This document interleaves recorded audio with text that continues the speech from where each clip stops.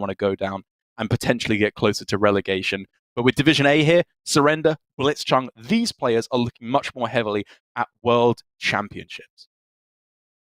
Indeed. Surrender, of course, week after week, super consistent. He was the week 2 champion, and once again is bringing Druid, which is a class that lost a lot of its popularity lately. But Surrender, from the very beginning, was a proponent class list even after it got nerfed. And here it is again, still in his list, alongside double Survival of the Fittest and no Mount Sellers. Yeah, it's definitely been the case that Surrender has been consistently improving the deck list. You know, whether or not he is bringing the newest archetypes, I think is up for debate. He does seem to play mostly by the rules, but he often has a pet deck that he likes the look of a lot, and he's a great improver of all of these decks. As we can see here, Intrepid Initiate thrown into his Secret Rogue for a slightly more aggressive spin, or at least board control spin, put on it right at the start. I mean, you were doing, I suppose you tried to do key cards here for Surrender with the Intrepid Initiate. What is your thought of Intrepid Initiate in there for Surrender? I've honestly never played it in Rogue. I have tried it in Tempo Demon Hunter, this expansion at the very beginning, but as Demon Hunter, people very quickly figured out that Soul was the way to go with it instead of a Tempo deck. Intrepid Initiate didn't see that much play. In Demon Hunter, it felt like just on average, pretty much like another Blazing Battle Mage, which is redundant, but I can see its use in Rogue, where you are sometimes not hitting enough 1-drops with just the double Pharaoh Cats and Blackrock Center, not something you want to play on turn 1. So I am interested to see if that will lend Surrender a little bit more pressure with this list. Blitzchung, Helmst Ever on the other side with a pretty standard lineup. You know, as we were seeing, Warrior banned away as expected, Mage, Rogue, Priest. This is the lineup for APAC for the most part, with the majority of players going with Mage, Rogue, and Warrior, and some kind of combination outside of that therein. I think it's a very strong lineup overall, and I think that Blitzchung so far, especially with the Tempo Mage, has just been playing some really unique lines, a very interesting way of playing it. And I think very much on the money. You know, he's playing this deck the way that I like to see it played, the way I struggle to play it myself, in all honesty, despite seeing the pros exhibit it, which is more tempo-oriented, focusing on getting Giants down sooner, getting down your Jandis sooner in order to pressure onto the board, rather than focusing on the generation plan of creating a bunch of spells. You just get huge amounts of tempo at the start and justify the namesake of Tempo Mage rather than Random Spells Mage. Yes, indeed. I think that the playstyle of Mage is also heavy on the matchup and just kind of identifying what your hand gives you. But whether or not you go for that line is something that Blitzchung has consistently been identifying very well. Not only have we seen him play things like Tempo Mana Cyclone, we've seen him keep Raz in the mulligan when he was trying to go for more of a defensive game plan. So I am very excited to see particularly this Mage from Blitzchung, even though we've seen so many crazy Mage things happen today. I think Blitzchung can take it in a way that really refines it to its best potential. The rest of the decks, though, it's similar to Kin's lineup, I believe, which did not perform all that well a while ago. It remains to be seen whether he'll struggle too, because I do believe the Druid versus the Warrior is also a potential painful point for Blitzchung here. Yeah, taking a look at the list as well, it's pretty much identical for Surrender to who else did we see earlier today bringing the Druid? I believe it was Alan, who had pretty much the identical list with, again, the double Survival of the Fittest, a Wild Growth thrown in there as well. And I think it's a reasonable way to approach the deck. It feels like you have enough value with the full suite of beasts in there, with Lake Thresher, Teacher's Pet, Twilight Runners, Broomsticks, and you can consistently just kind of aggro down the Warrior in the mid-game before they can counter-kill you. Indeed. All right, I'm super happy that we have this type of opening hand from Surrender in particular, because for Mull It Over this past week, I did ask for opinions from Surrender, Saiyan, and Bunny Hopper about Lightning Bloom and Speaker Gidra, when you keep Gidra. And this is a card that a lot of them had different opinions on. Surrender in particular said he likes to keep Gidra when it's with Overgrowth and against a matchup where you're not likely to have it answered coming down on turn 3. And he mentioned Priest and Druid specifically. So we could just see all these 3 cards on the right side. I mean, that's the other one, right? It's that Ysera, I often hear, even without ramp, Ysera should be kept against Priest. I think that was mainly against the previous iteration of Priest before we hit Scholarman's Academy, where it kind of ramped up the tempo game plan a little bit. But definitely I feel like with Overgrowth in this hand, absolutely you want Ysera unleashed. But Surrender there, full-on baiting you. The entire episode, you heard it here first, rendered invalid, useless content. Okay. I was out Mali Druid, so maybe this is a little bit different. This is a survival druid, and also not every priest list is the same, but oh man. Just goes to show the mulligan is very dynamic, and you shouldn't listen to the words of a random video on YouTube as the gospel truth, rather than looking at it as a guideline. I mean, obviously, joking aside, he was clearly considering that very, very heavily, holding on to the Gidra there. And I think a lot of players would argue it was correct. I think a lot of players would argue that it's incorrect. And instead, all you want is Guardian Animals in order to go down on turn 7 alongside the Ysera. Maybe that's his thinking. You know, with Ysera, all he needs is card draw to make sure that he doesn't draw a completely dead hand. Job's done. That is fair. It's also worth noting that even if you do get to stick the Overgrowth on a Gidra, Priest is a single Shadow or Death or Ruin away from removing it. And they can recoup the 10 damage off of the Wind Fury with a single Apotheosis sometimes. So Wild I am... Growth looks pretty clean. I mean, follow up with Overgrowth. The whole curve looks super clean, right? Wild Growth, Overgrowth, Lightning Bloom, Ysera. That's the next 3 turns sorted. Yep. Easy peasy. Other considerations, I don't think there are any. Never mind. Yeah. I fully agree. Ysera coming down as soon as possible. Like, even if you're afraid of it being stolen, on average, if you can hit any kind of card draw, which is what Surrender was actively mulliganing for, I believe, he should just be so set to just get all those dragons from the deck and be laughing all the way to the bank. A bit worrisome that he's drawn double beast now, though, with no Guardian Animals, because Guardian Animals is one of the cycle cards, but I believe that's an overflow off the top, which makes this so simple. It's just a question of whether you want to Bog Beam the Zephrys this turn, I suppose. Which, there is Raise Dead in the deck. Yeah, I mean, it doesn't really play around that, right? Because he could just sack it in if he absolutely had to get Zephrys on the backswing. Like, thinking of what you're afraid of, the thing you're really afraid of on this turn is Ysera being stolen, which Bog Beam doesn't really help with that. There's nothing better than Zephrys that you can snipe there. So I like just killing it off and stopping the damage. Blitzchung doing a double take. Is this really Ysera on turn 4? Yes, of course. We've all seen it by this point. Whoa. Cabal Acolyte Inner Fire sadly doesn't quite work in the way you might want to get Ysera stolen.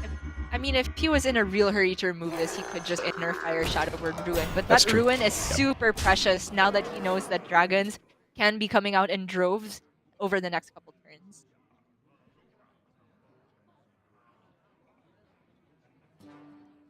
Okay, setting up a Lake Thrush feels a little bit awkward with the mana spent, but among the things you can play this turn, I would rather that Thrusher be stolen at 1 attack than a Teacher's Pet. Yeah, I mean, I guess you'd rather it be stolen. My thought process, though, is that if something is going to be stolen, it probably would have been Ysera this turn if the steal was available.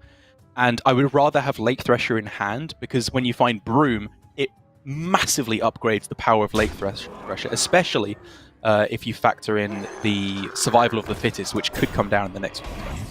Very true. Holding on to the Bog Beam here is also a little bit interesting. I mean, there's potential for the Teacher's Pet to spawn something even bigger than it in King Yeah. Winds of the South. Now just... Shield Rush. Yep, that's what I'm looking at. Keeping up with the tempo here and trying to get the damage face, because, you know, if we see a big power play this turn, you can maybe follow up with Murozond.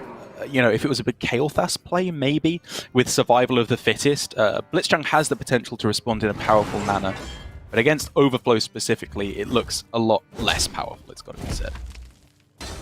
Mana for Surrender lining up pretty nicely. That brings up this back. Fog Beam away. Yeah, the taunt is really annoying. He definitely wanted to go bump into the Tiamat and Fog Beam it down, but it's good enough, you know. He's still pulling massively into the lead here. You got me fired up. Not massive with a single dragon. Definitely, we were expecting more than that to come off the top here. That's true. That is true. So expending the Iron Bark, strangely on either target, will put one of them at higher than 4 because of the spell burst. Right. But he does kind of want to get a ton because the Tiamat is scary. Interesting. So obviously this is a play around somewhat the idea of Shadow Word Ruin and Shadow Word Death, of course, being able to cleanly clear off the Ysera, which I think is pretty smart, right? You know, even if there's less taunt overall in play, in the worst case scenario of Shadow Word Death and Tiamat goes face for 6, it's really not the end of the world. Crucially, it's also 1 point of HP above the Apotheosis range, if we're just going to see that on Tiamat. But we could see something like Apo Inner Fire on Tiamat. Or alternatively, just Penance. But the thing is, Blitzchung doesn't have a good way to spend the rest of his no matter what happens. So starting with the One Maker to see if anything more proactive is found. Yeah, I mean, Wave of Apathy was the proactive response that he really, really wanted there. Even a Renew to some extent to heal back the Tiamat after it trades. That's fair. Yikes. Not only do you know that your doom is in sight, you also get a garbage card to go along with it. Well, just holding on to Apo for when it actually will heal him, and Blitzchung has been saving back all of his resources for his response turn, which I think is prudent, but sometimes the threats just come too fast. Okay, so there's still 2 Twilight Runners in the deck, I believe. Yeah. So, is there any consideration to going Survival of the Fittest this turn and then pulling out bigger minions next turn? There's definitely a consideration, but maybe he also just wants this to land on Dragon. Oh, that's true. Yeah, you can Dream get portals, I suppose. pretty disgusting swing turns if you hit the dragons. Well, there's a bit of a hand space issue right now if he just goes for Twilight Runner, but can potentially discover something to play with future studies, or just draw something to play off the top. Dragons, dragons, dragons. You love all of that. That's a double card. Obviously has to start thinking about Soul Mirror as the main thing, so he just wants to make it as difficult as possible to clear off that way. Wow. Okay, I guess 2 Survival of the Fittest is good enough. Yeah, that's the...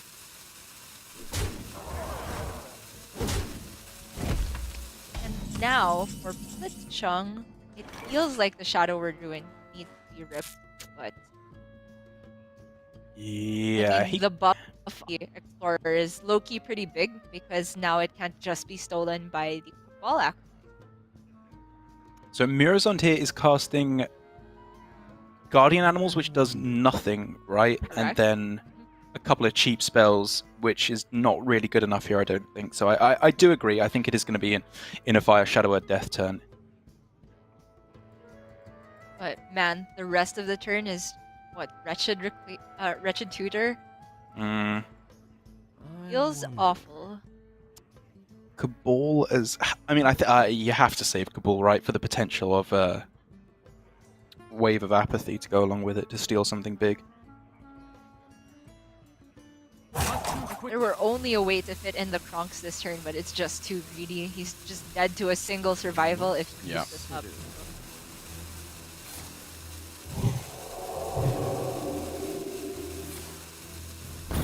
And Blitzchung will just hope for a turn of breathing room if Surrender doesn't get too many dragons off the top here. There's hope. There's hope. It's slim, but it is there. Kael'thas obviously is what I'm looking at most heavily on this turn to get a couple of big threats down and clear some hand space. Yep. I guess it's always scary to play survival because the Muro can play the survival as well. Right, yeah. And Kael'thas as well, actually, for that matter. The thing is, if Surrender just goes for survival of the fittest and that's it, Blitzchung can comfortably go Murazon and trade and then end up, I think, ahead on tempo. Or at least not too far behind. Whereas if Surrender plays Kael'thas plus survival, I mean, then I he think, does set up, I People are think, a little over. addicted to it. yeah, I think it's about setting up lethal, and I think also to no small extent it's about playing around Mindrender or Lucia, because if you leave, like, you know, Kael'thas, Innovate, Ironbark in hand, that's a playable Kael'thas that can get down survival as well. That's very, very scary. This is the big push from Surrender. Blitzchung has used the Shadow Word Ruin, has used Zephyrus, and if he goes Murazon, he gets +8/+8 on the Wretched, Right. which So is that not enough. could get Zephyrus, which obviously instantly deals with this board. Mhm. So does he just start with that in the hopes that he finds it? Yeah, I think so. Just Muro doesn't get there. Yeah. But he'll get an Innervate too, so he can play Apotheosis. But I mean, Race Dead doesn't change any possibilities because it's 0 yeah. mana. Oh! Oh my god! You're kidding. What? He actually hit it. Oh my god. Is there any way to fit in the Muro this turn? No, I might be getting too fancy. I mean, Yeah. you could go for like a silence play, but I don't think it's dealing with both the Kael'thas and the Explorer. Render hates to see it, and you can't blame him. That was the all-in push. Now there's just a few dragons left in the deck. Got this massive lifesteal to contend with.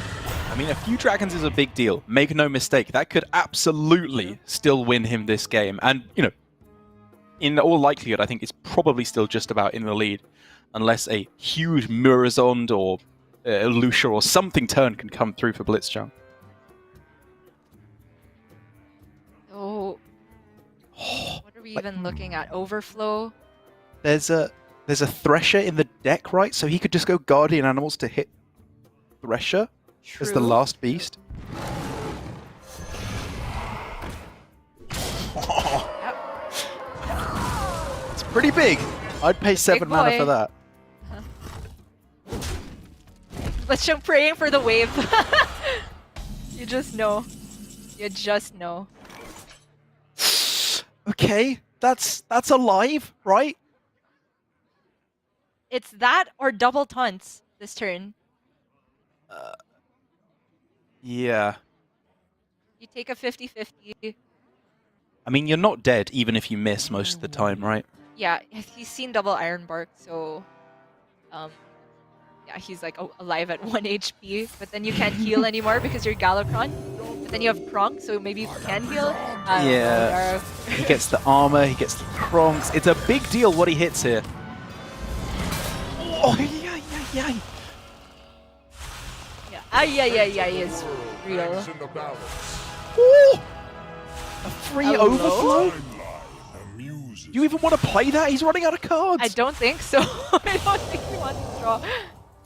Oh my god. I think you hit the hero power button, go face twice, and call it a day. Yep. Are you playing Teacher's Pet just because it's big? Guess you don't need to, right? Yeah, I mean, Like, why give that to Blitzchung's Mirazond? played 2 Zephyruses. He's played Shadow Word Ruin. I think, okay, you're scared of Wave of Apathy, I suppose. So if you deal 13 Right. to face right now, Blitzchung goes down to 6. So you want to set up 5 damage on board, so 1 more minion, so that you have 5 1 attack minions plus hero power until the next turn. Okay, that makes sense to me. So I guess you just play that and chill, unless you specifically want to draw an extra card for more dragons on this For turn. no one.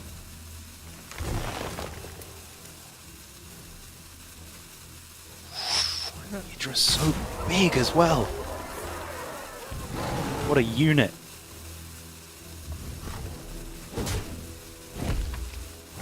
sure. Being the most expensive minion. This means that you can rush out potentially 2 minions next turn. Yeah. If necessary, if there's Cabal Acolyte Wave of Apathy, but it is not there. Cabal Acolyte can steal nothing. Kronk's Clear doesn't do enough. You can summon an 8/8, that doesn't get there. Is there any minion you can generate? What? Ilusha into big guys, right? That's the out. If he can get a 9/9 broomstick, a huge Gidra, Okay. I think that's it. That's all I'm really seeing. Like, Yeah. I agree. What about? obviously he Even could go then, it's for not enough, I think, but...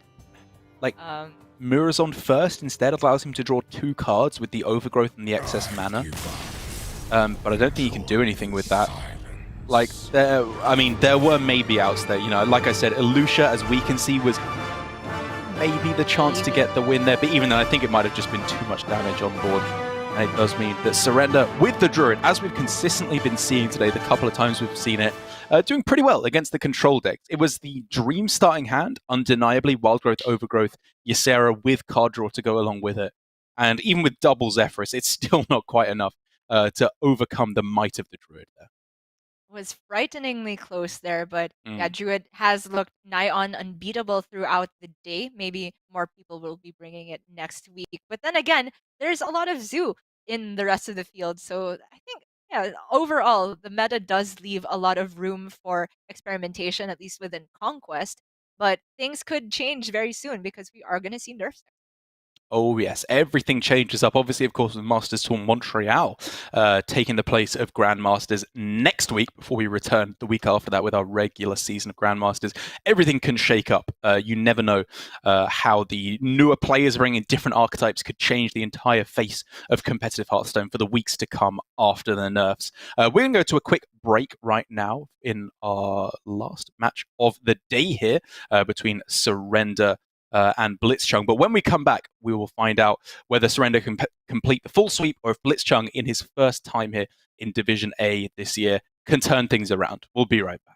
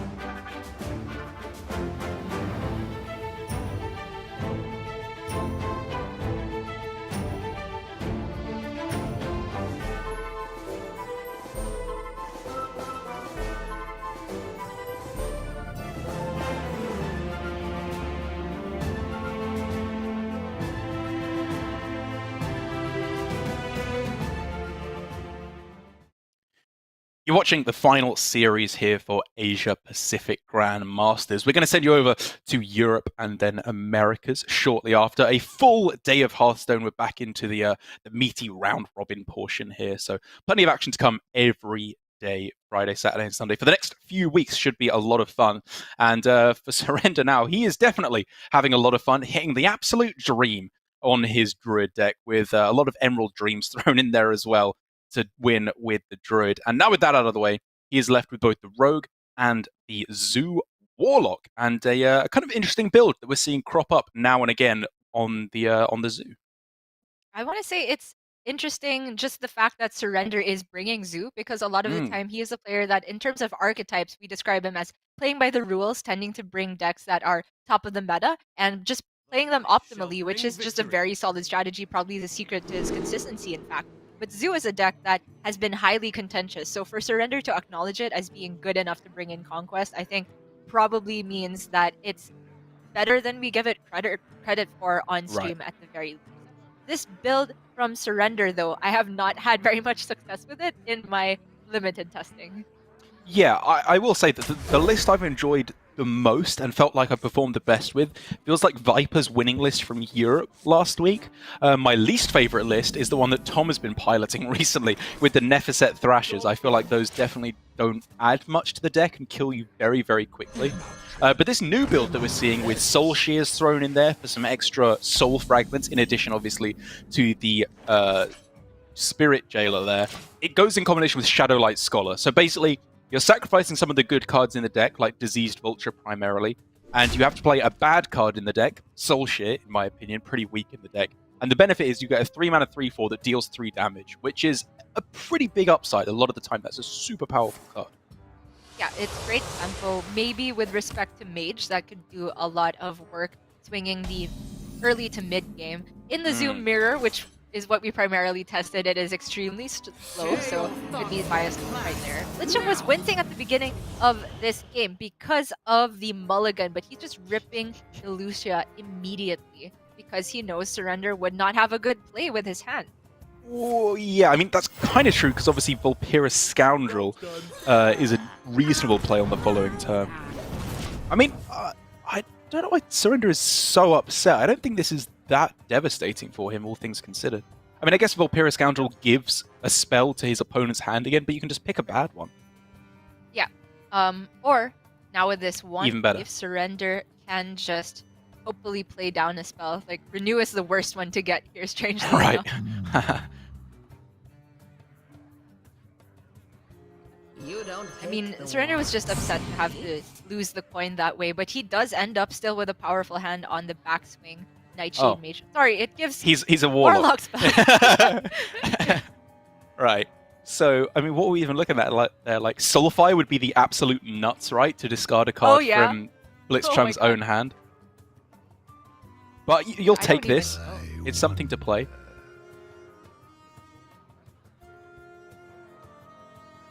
On the Flame Imp, I suppose. I suppose.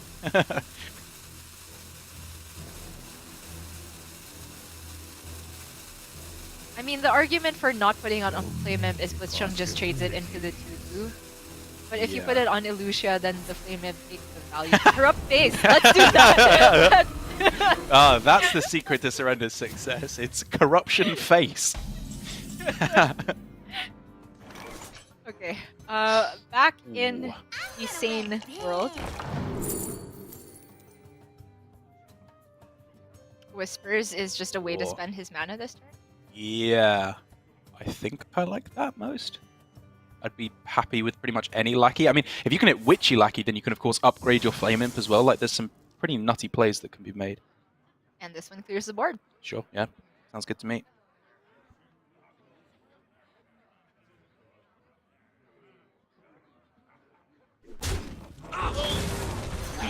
Was it the correct way to not just damage his Illusia for no reason?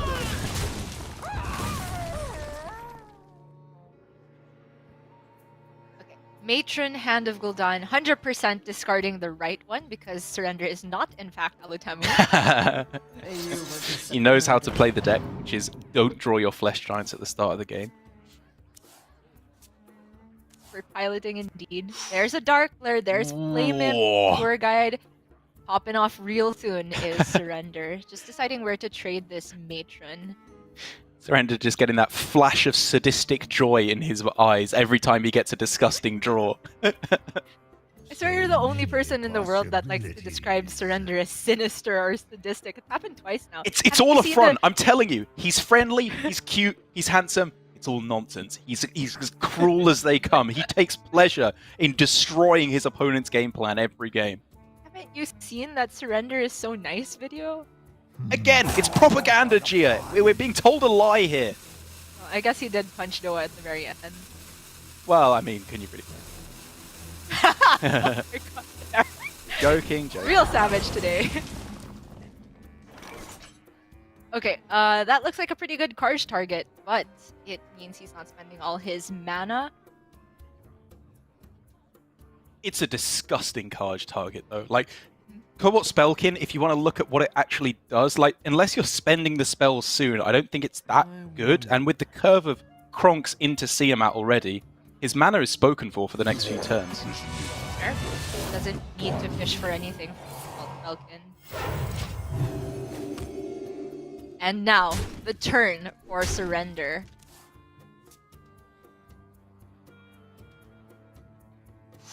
Right, So if he goes Dark Glare into Flame Imp, that will get him up to 3 mana on that turn, which means he, you know, there's not. I'm not seeing an obvious Vulture plus Dark Glare pop off on this turn. don't think it's quite there. But we can go Tour Guide for the free tap, then he can go back up to 4 if he plays Flame Imp, and then he can just end with the Brittle Bone. You like? Yeah, I mean, I guess what, do you just kill the Karj and then trade in with your Nightshade? It's decent board presence, It's right? okay, And this is going it's into okay. turn 6. Dark Glare not likely to die. Many possibilities. They break so easily. Man, Derek, I just, based on your reaction of this turn, I realized just how spoiled you are with Zoo, because this doesn't seem like a good enough turn to you. I What think even you was just his... What, he played tons of cheated mana. 4 mana? Pfft, useless. I do that in my sleep. Okay, this is pretty rough for Blitzchung. Obviously, he can kill the Dark Lair with just hero power Forbidden Words, but that is so slow. Oh, but can you leave it up at the same time? Like, everything is bad. Cobalt Spellkin, if you hit Holy Smite, is obviously insane. But, so it's Holy Smite or Inner Fire, right? Both of those can be used to kill off the Dark Glare.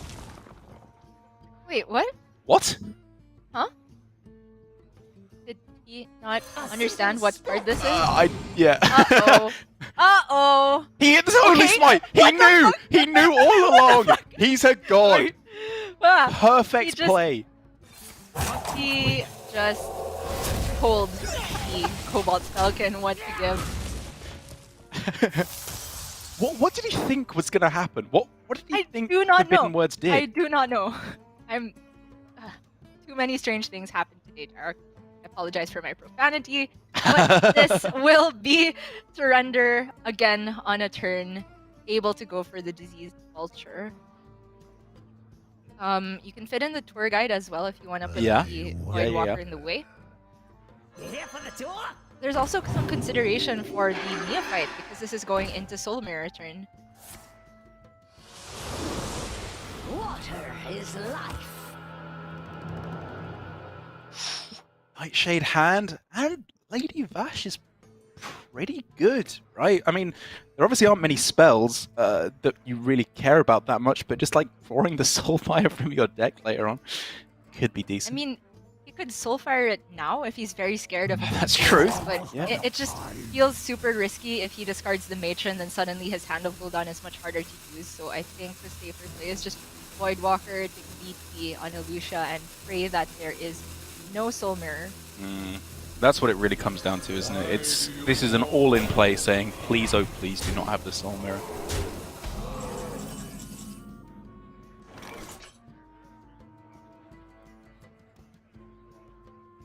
And that's actually the reason for not trading Elucia, because Soul Mirror becomes a little bit awkward. Yeah. For Blitzchung, this does look like a pretty simple Tiamat turn. Yep, Rush Wind Rush Fury. Wind Yep, take out the two big boys. I was looking at possibly going like Kronk's Forbidden Words, but then you can take out Vash, but not the Vulture, which like it's a bit too scary, I think. Just use your big plays, get things cleared off. Surrender's not phased by this whatsoever, just nodding, and the plan continues. Oh. Nightshade, Matron plus Flash Giant can come down this turn. Now we're talking. Getting scary though. Turn This 8, is- just one more mana before Blitzchung can go for Plague of Death. That's true, but I mean, even ignoring the board damage route, just in terms of burst, this is getting pretty significant. Shadowlight plus Soulfire, even with the spell damage that one or even two Lady Vashes could offer. Oh my gosh.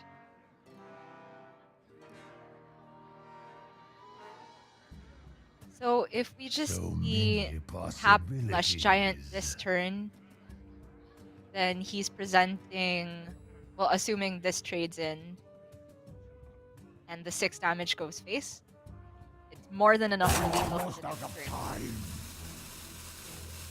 Mm-hmm. So many. The only question is whether you would rather tap or go for Spirit Tailor alongside the Flash Giant.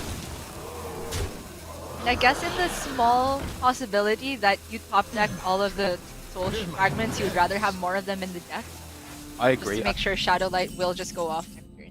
Yeah, like I just don't think you need to be tapping too aggressively at this point. It's just get the most on board that you possibly can the turn before Plague of Death is available.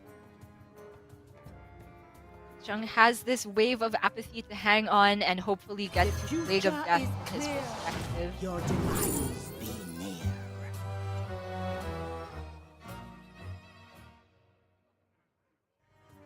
I don't think you want Bosch. Seems slow.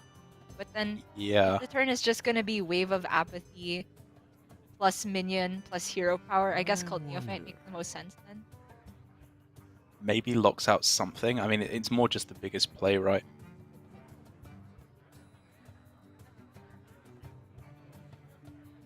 Power in he's gonna go Forbidden Words instead for 1 generation. Not too quickly.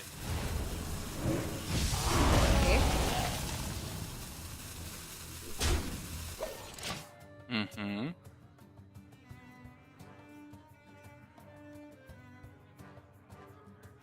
So on board, Shadowlight 7, Soulfire's 11, 12 up with the to Lady 12. Bash. Yeah. Very, very close, but it's not quite going to get there. So Surrender needs to try and find, is there any way that he can get the damage set up this turn to deliver lethal next turn through Plague of Death? To which the answer really is no. He has to stick another board, I think, if he's going to be taking this. I think it's fine to tap here, and then we could just see a Vaj play. Actually, wait, what are we talking about? He has Cult Neophyte. He can shut down Plague of Death. Oh, right, yeah, of course. So So you is set it up just the gonna board be... and then just slam it down? Yeah, we could see like 3-3-2, but you kind of want to get rid of Sethek as well because of Apotheosis things. So Soul Shear, Cult Neophyte plus Spirit Jailer Lady Bash. Their magic.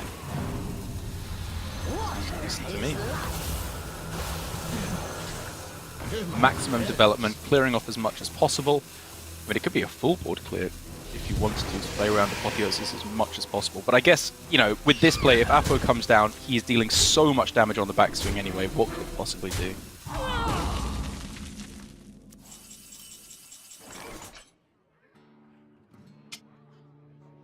Oh man, and it's just such a perfectly timed Neophyte here. It shuts down any chance that Blitzchung had, and just look how brutal it is for him.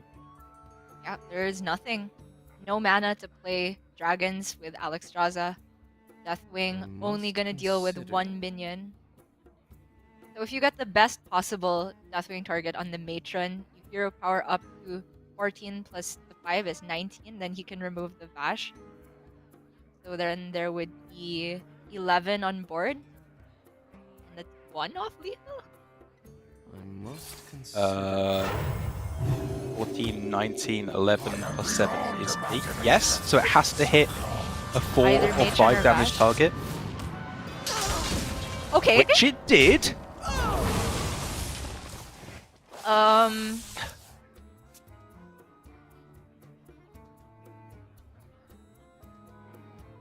That isn't lethal because he can't kill off his own merchant to get them back in hand again, right? Wait, can you Soulfire the Merchant and then get double Shadowlight Caller? I mean, that nets 1 less damage, right? And you don't have... Yeah, that's true. Okay, You never could mind. do that if you wanted to, Gia. Go ahead. Okay, so he can tap first and just go from there, I suppose. Yeah, I mean, you might play Shadowlight first because you're afraid of drawing the Soul Shards is another big deal. Plenty in the deck. Okay, okay.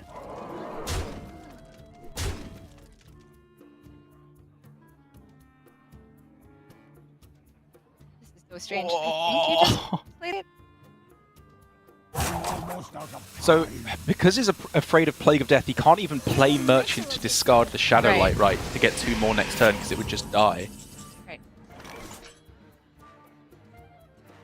Wow, Bronx is available too. Ooh, is Cabal Acolyte now the play instead with Grave Rune's Neophyte? That's a What about huge Kronks amount of... AoE and Cabal Acolyte as a taunt.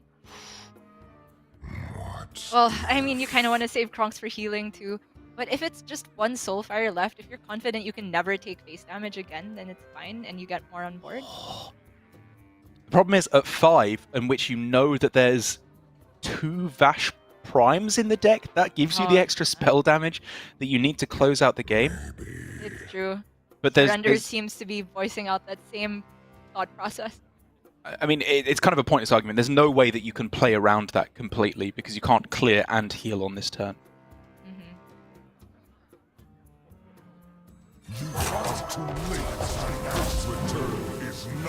So in the world where they don't have the Vash Prime Soulfire, then you would rather have... Wow. Dragon minion Taunt presence. counter lethal. Brilliant. Even better. Threatening Yeah. counter lethal on the backswing. This is a great spot. I did not think about that at all, but you're right. Counter lethal if surrender tapped. It is indeed. So does he Aye. not tap here? Because he then Merchant technically discards gives himself... Merchant. Oh no, if he just goes all face, he doesn't get a tap next turn. Ah! Oh! He's just dead! He can't deal with the 8/8 plus the 2 death rattles. He can go... Oh, what can he do? What can he do? Flesh Giant doesn't do anything. Can't give it rush. He can't make more of any of the Nothing. useful minions. There's nothing. Oh my god, that line from Blitzchung was That was something sick. I did not expect to see at all. But when you know the Zoo deck inside out, it can't generate additional cards outside of that Bash Prime, I suppose. You can't draw to get the soul shards. Wow. What a win there from Blitzchung. That was such a clever way to close things out. It's constantly the thing that you have to have on your mind against Zoo. They damage themselves so much over the course of the game, so that even if you're playing strict control, as it feels like is often the case as the Priest, you still always need to look for those opportunities to represent counter-lethal, which Blitzchung geniusly spotted there. It was so smart. I mean, we were talking about AoE, but you mentioned the point already that in that world, it still doesn't matter whether or not you clear the board if there is Vash Prime plus Soulfire in hand. So Blitzchung just eliminates that situation and asks himself, if that's not Surrender's hand, what is my best out? And he just presented a way to deal with Surrender immediately the next turn if he tapped. And that was very clean towards the end. I'm still so confused about what happened with the Cobalt Spellkin turn, but he made up for it towards the end. Indeed. Cool way for things to work out there. I wonder if Surrender there is thinking, like, were there any ways I could have eked that one extra damage to face over the course of the game? The way he was trading at the start, messing around with the corruption and all of that nonsense, whatever it may be. Weird game for sure, but very nicely done by Blitzchung. Even with that slight blip that seemed to happen along the way with forgetting how Forbidden Words worked, or Lazul's scheme, whatever it was along the way. But that does mean that it's equalized now, one game apiece. Druid got to win, Priest got to win. Warlock still needs to get there, and arguably it just missed out on the good matchup that it has against Priest.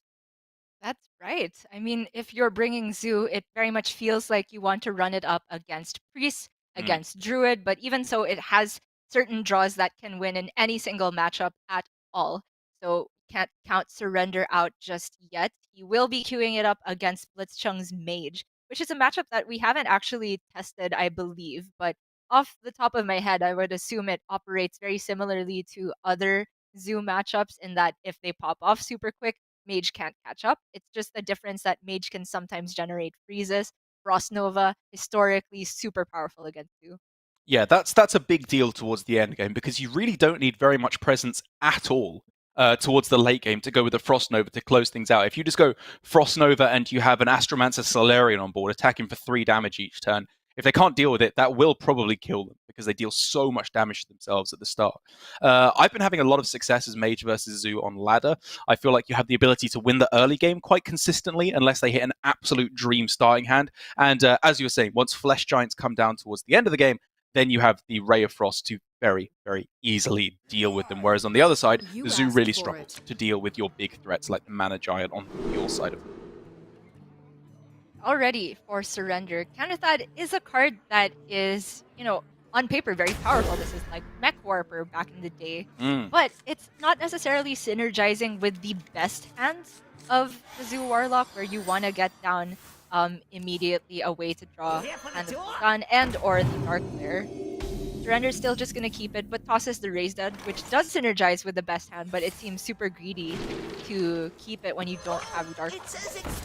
Oh, great start there for Blitzchung. I love that he's just playing out the primordial studies there for the potential to hit Lab Partner. You don't need to save it to combo with the Sorcerer's Apprentice, because this is, again, just going to be a tempo hand. I think, Apprentice very possibly comes down on turn 2 here, unless we see Neophyte to disrupt the spell costs, because it's looking to be coin Jandis into Conjurer's Calling, and then hope that gets there, unless something crazy comes off the top. Yeah, this is a very Blitzchung style of hand if we're going to take his previous game where he just played minions as any evidence. And it was definitely a matchup where you can justify that. Ooh, this draw changes things though. I think it's still just Apprentice here. Like, if you hit Ray of Frost, Missiles, Brain Freeze, Arcane Breath, there's just so many cards you can hit that make this so clean. Very true. Blitzchung agrees. Ugh.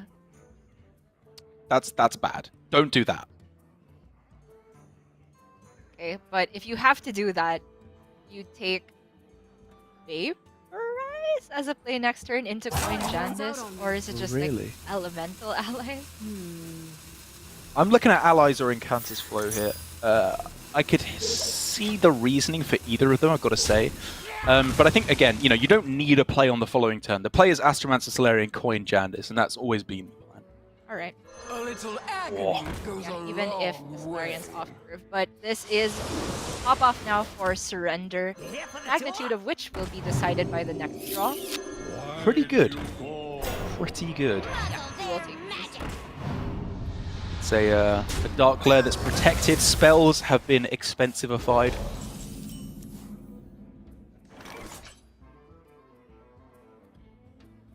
Okay, you probably just play that instead of Astromancer Solarian, I think, to get more stats on board. Is it cold in here? Or is it just me? It's one of your Ellies, I guess, as well done. Very cute.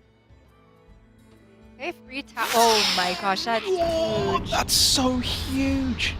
Free tap, 4 mana to send. That's stats on board. Order lol. Do with The that only what you question will. is whether he wants to respect the Shanvala, which, if you played a Neophyte, I think you're ignoring this every day of the week. Yeah, I mean, I was going to say, like, it value trades your Voidwalker, but the problem is you're taking such bad trades to clear it off anyway that I agree. Just clear off the spell damage, push everything else face. I think the Voidwalker can even VP the lab partner, so the Shanvala isn't that excruciating.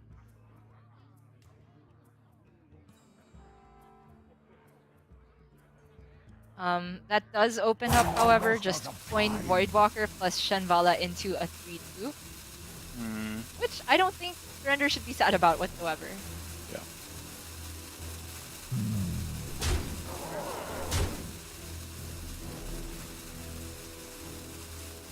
Surrender considers every aspect of these turns, no matter how small. The mark of good zoo play, you got to take your edge where you can. I will crush your delusions of grandeur. Yep, it's the only play this turn. Absolutely.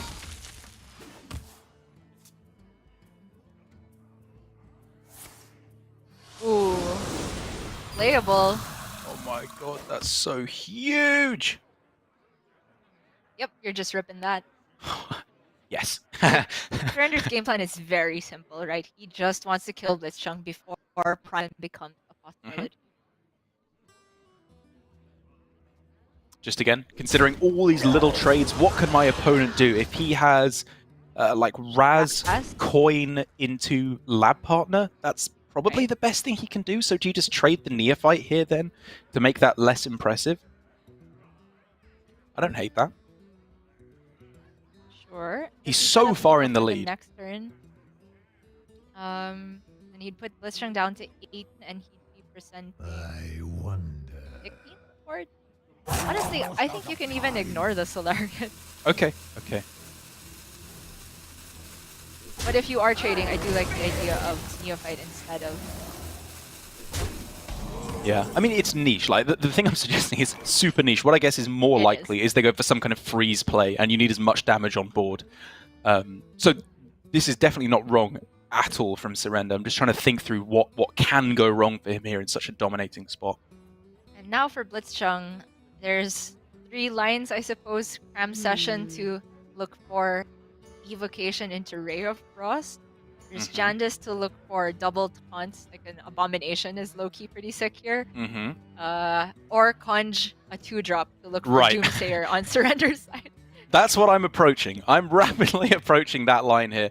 Because, I mean, Jandis into what the best possible outcome that we've already seen so far of Earth Ellie plus Twilight Runner.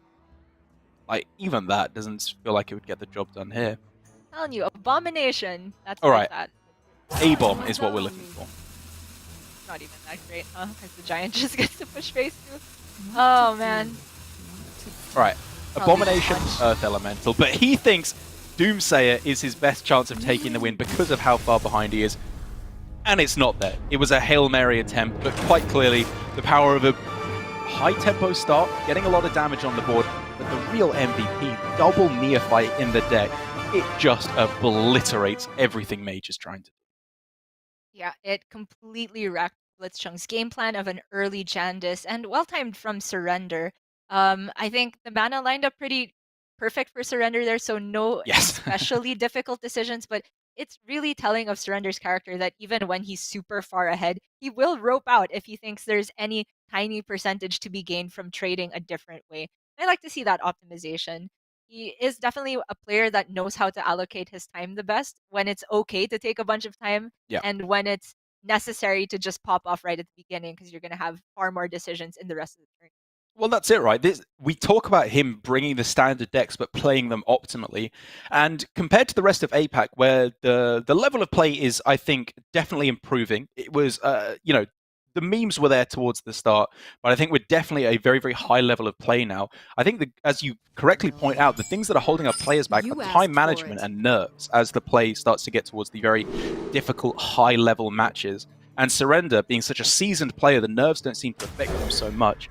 And he is just always thinking about those tiny little lines, squeezing out every single percentage point to try and get him closer to a victory.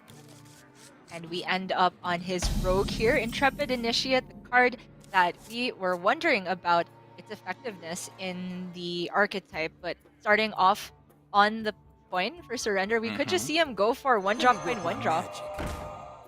Pretty high tempo, right?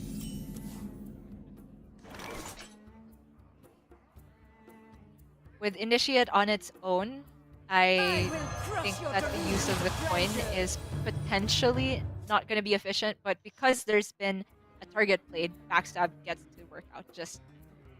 Ooh, okay, things are happening now for Surrender. Hanar is a fantastic draw if he can find himself a secret.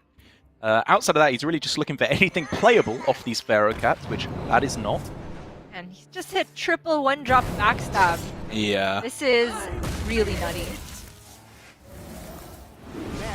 And, I mean, he hit it, obviously, but he put it in his deck. This is his decision to go for Intrepid Initiate. He's the only player I've ever seen do this in the current build of Secret Miracle Rogue. And, obviously, there's some downsides to it. You're having a lot less value generation, which is generally what you're looking to do in the deck. But the tempo at the start is boggling here.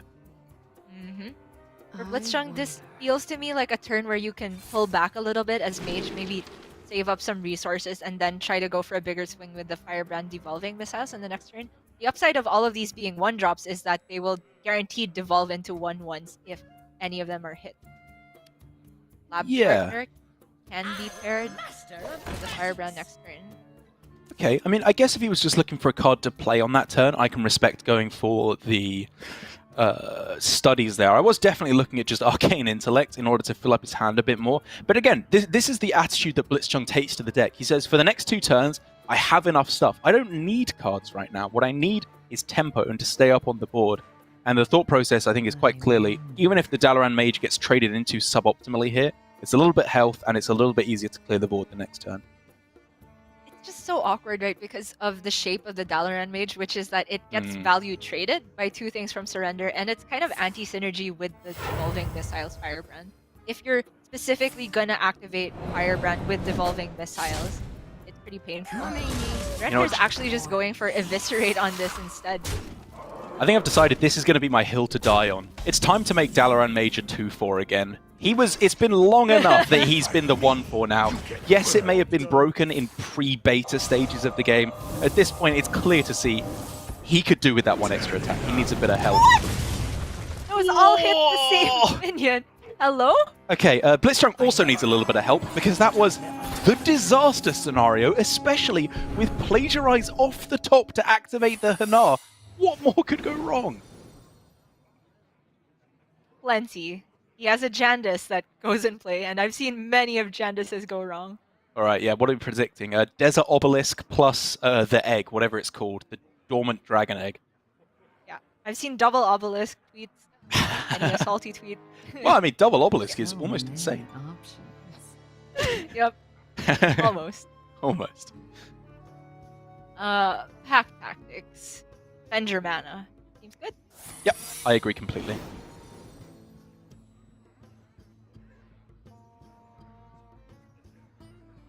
Ambush. Is Choose soon. deck. Yeah, he needs to think if Hanar survives the next turn, what am I going to do? And 2 mana seems fine. You can go 2 mana, 1 mana, 2 mana next turn, which I like the look of. What makes something real? Blitzchung Nightmare is Snake Trap, so he might actually just not attack at all with this Claymore. I Okay. mean, Firebrand. Well, that's a bad one, undeniably. But it's also a very good one. Mozaki here could be kind of ludicrous if he's able to get an apprentice and chain a bunch of spells. Maybe. Maybe? I mean, he does have more stats on board. He is just ahead. Ooh. Just still a Janda's turn, right? I'm liking Janda's here, yeah. Blitzchung had to play it to get on board, but it was handed up to surrender on a silver platter, the curved play.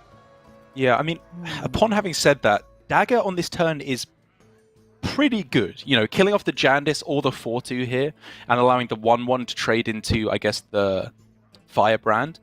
And then you can go for Ambush plus 1 mana Secret in addition to that. It's not terrible. Jandis is You Jandis. can decide after this trade, because I think you do have a hard read on that. Yes, yes. You can still take 2 value trades here and just play Vandus. What Okay. makes Okay, something I respect. real? Alternatively, you can leave Hanara 2 HP. Oh! Or you can hit Raz Frost Whisper! Hello, Blitzchung. Taste of your own medicine.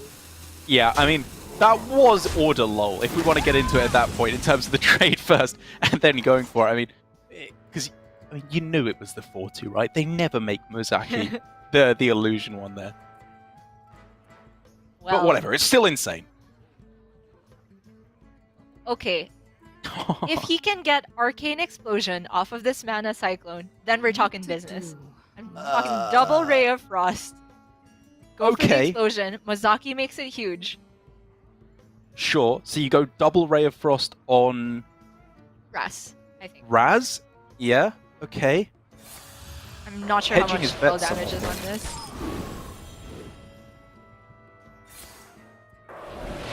We're looking at missiles, Arcane Explosion.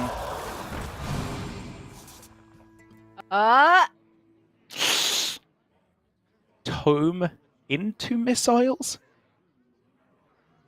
Time runs out on me. I mean, it has to be exactly that for it to be better than Ping. Yeah, or even just Neophyte because it's the Hanar chain turn. Mm. What to do? But I guess it's just better to kill Hanar in that case.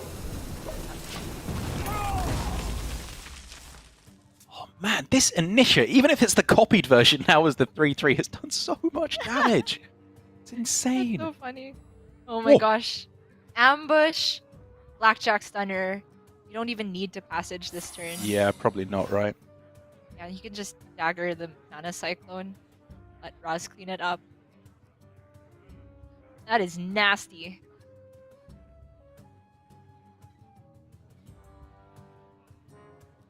And as much as I want to say I'm not seeing the outs for Blitzchung, we have seen crazier Don't let things the door happen hit you. from Tempo Mage comebacks today. Yeah, I mean, if the Mozaki stuck, that was the real way he tried to pull this back, right? With Cone of Cold next turn, wipe the board, you're ahead. Even if they go for a secret passage, if you find an apprentice, he could have wrestled it back. But with that gone, it gets significantly harder now because this board is super threatening.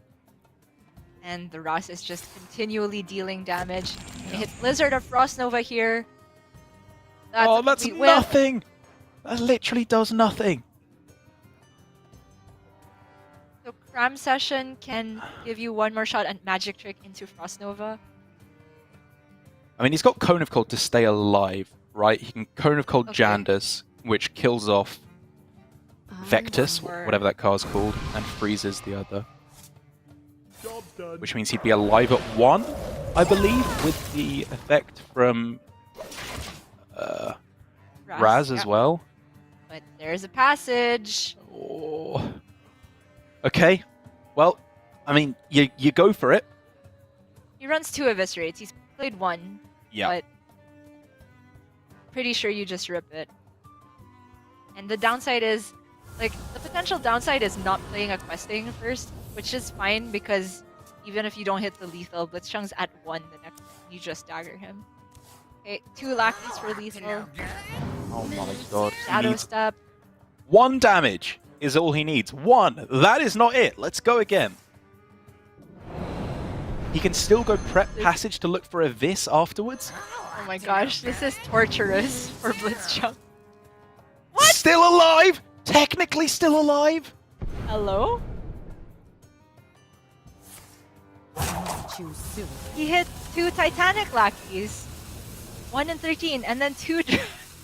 Okay, never mind. Alright, there we go. Surrender does get the Eviscerate to close things out. It was a far cry victory there for Blitzchung, and it did not work out in the end. Our first Division A match of the round robin this season of Grandmasters goes the way of Surrender. And, I mean, just overall, I think doing what we've come to expect from Surrender. He's bringing the best decks, and he's just playing them super consistently. Yeah, Surrender, you almost never can knock him on anything technical. If we ever have questions about his play, it's more towards the macro sense. You did say there's a bit of an order lull, I suppose, with the Jandice play, but it's a super, super minor thing.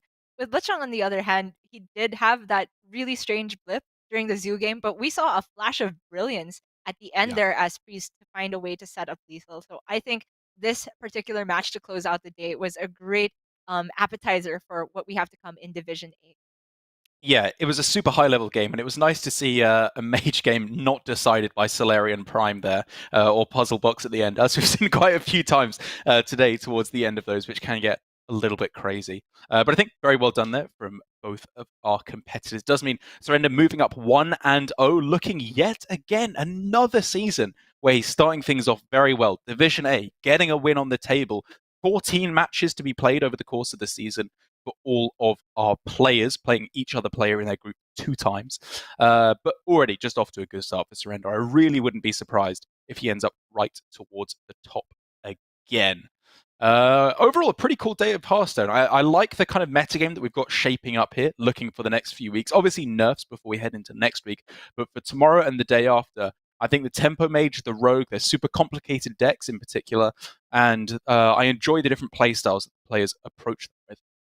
That's right. For the rest of the weekend, I am definitely looking forward to seeing Chonsu play as the other Turtle Mage person in this weekend's lineup. Unfortunately, I just checked that Alutemu is only playing 1 match this weekend, and it's over, so he doesn't quite have that chance to redeem himself after that disastrously unlucky, I think it's fair to say, matchup that he had against Shaq. It was brutal, for sure. So let's take a look at the standings now to see how things are shaping out after our first day of play here. Not many matches played, of course, but everyone in Division B working through once with our 4 matches played today. Rivius, Flurry, Allen, and Shaxi getting their wins and looking pretty strong at the start. But for Kin, Possessi, Alutemu, and Tiz, it's looking pretty rough. I mean, just already such a stark difference in terms of the Japanese players from last season. 2 of them in Division B, both taking a loss on the first day. What's happened? It's super different. We're seeing a lot of the names from Division B of last season move up into Division A. Surrender and Glory, I believe, and Chonsu being the only repeat appearances in Division A. And also have to give a shout out to Bank Yugi, who is the only new GM of this season to make it to Division A. We're going to see him play his signature Highlander Mage yet again this weekend, so plenty more Hearthstone action to come. Going to be great stuff. Obviously, Blitzchung at 0-1 is kind of not really in second place. It's just the way that the standings work out when not everyone has played yet. But I think I expect to see great things from all of our players. And I cannot wait to see a lot of the players who we haven't really seen in Division A for a while. Of course, I'm talking about Dawn, Tom60229, Tyler to an extent as well. It's been a while since he's been right up there at the top, as I think he can definitely set his sights towards qualifying through to the World Championship rather than worrying about relegation. But that is, of course, our 5 matches all done for the day here in Asia Pacific. It's a slightly shorter day, I believe, relatively speaking, over in Europe. I'm sure it will still end up being twice as long as our broadcast, all things considered. But that does mean we're going to head over to Europe now for them to play out their games, and then America's to follow afterwards as usual. Make sure to subscribe to us here on YouTube. Go to playhearthstone.com/esports if you need any more information as to how Grandmasters works out. But from Gia Production, myself, thanks for joining us today for another day of Grandmasters here in Asia Pacific. We will see you tomorrow, but for now, enjoy Europe with Raven.